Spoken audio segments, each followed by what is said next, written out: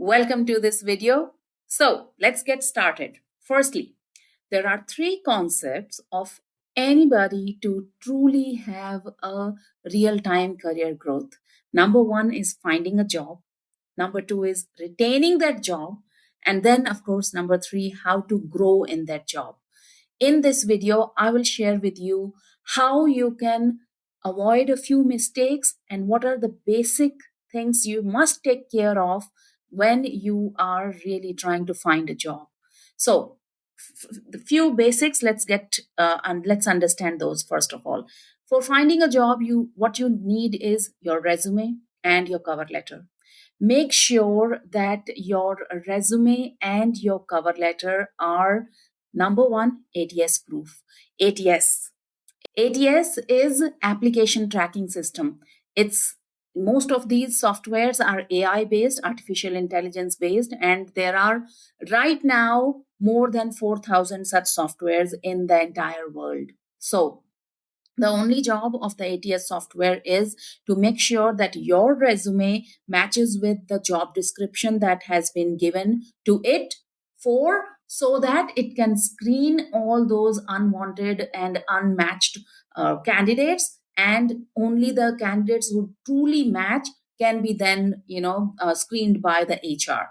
So make sure that your resume is ATS proof, because if it is not, then even before it falls in the hands of any human being, your resume will be rejected. So that's number one. Number two, your resume must be optimized. By optimization, I mean, again, not just because it needs to be ATS proof, more than that, for you to really showcase that you know the job that you are applying for, you need to show that in your resume. Many people, especially many of my students, come back with this obstacle and a mind blocker, if I may say so, that why do I have to use the words from the job description? You have to remember, the world is all about what it shows and what it looks. So if the words of from the job description are not showing in your resume, the chances of your getting selected for an interview, to be called for an interview, are very less. So make sure that your resume is optimized. Another important thing is you need to make sure that your resume is really talking sense in terms of its, basically it's aligned with your goals and profile.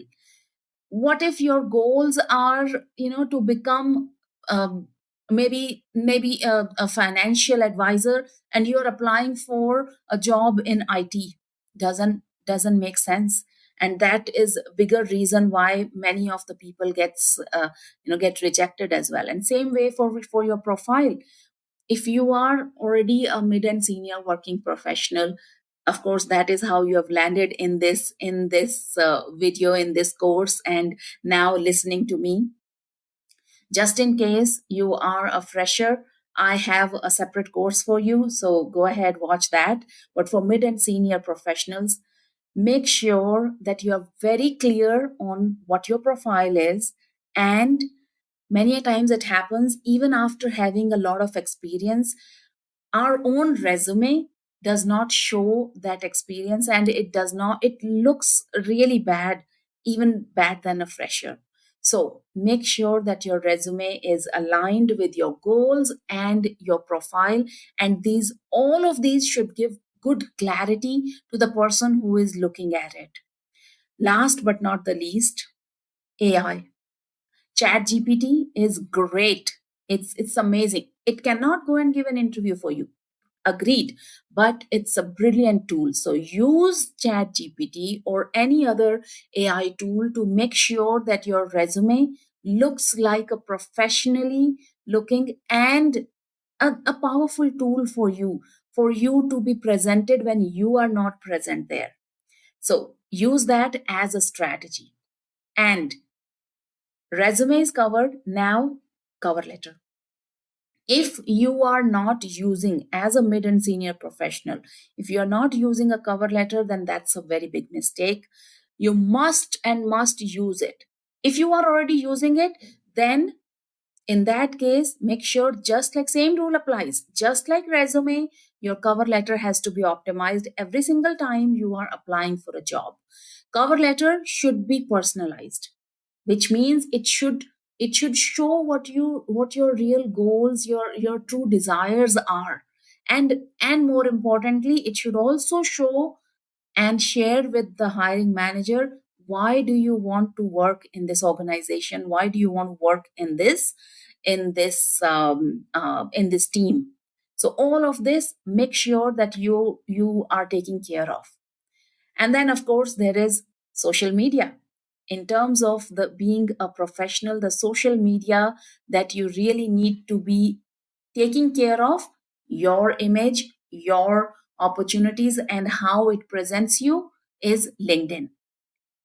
LinkedIn is a brilliant tool that we have got in our hands. However, nobody uses it as a strategy for job search. If you are looking for a job, start getting active on LinkedIn. I've heard so many people say, you know what, I want to look for a job, but I am not on LinkedIn. That's not going to help, because let me tell you, 90% of HR recruiters and consultants, they rely on LinkedIn for checking if the candidate is valid, if the candidate is really the way they tell that they are in their resume. So make sure to avoid few mistakes what people do on LinkedIn.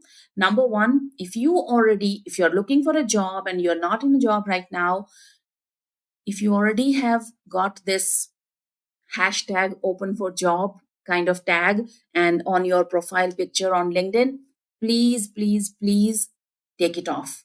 It's not going to help.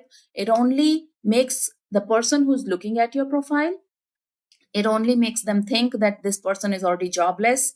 And if you don't want that impression to go on anybody, and then they just move on from your LinkedIn profile in place of really going down and looking what experience they have, then start removing hashtag open for job tag. It's not going to help you. Number two, do not use easy apply.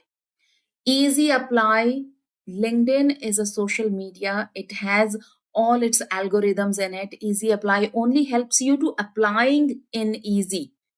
The easy apply button is only easy to apply, not to get you the interview call. And that is where the problem occurs with these, these easy options given on the social media. So do not use that. More on this, of course, I will share, whenever we meet live.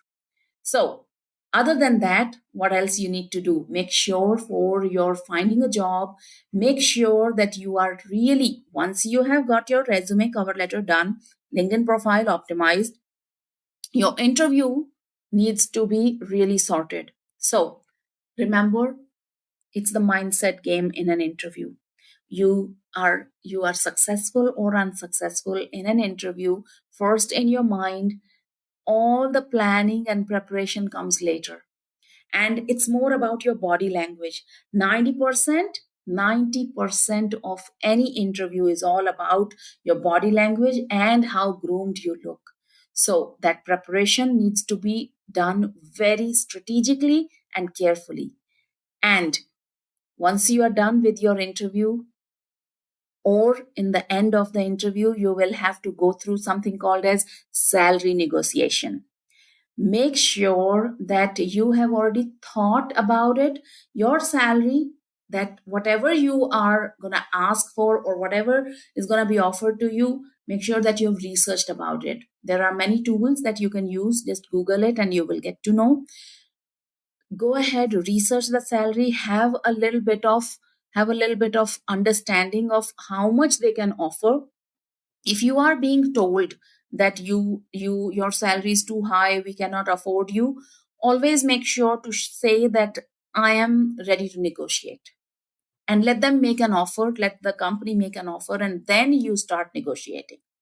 So number one tip on negotiation skills. And one biggest mistake that I want you to avoid when you are looking for a job, And if you're not in a job right now, you know, as a human habit, what we end up doing is, as soon as we meet somebody or get in touch with someone who's a recruiter or a consultant or in a position to get you a job, we immediately go and say, I need a job, please help me.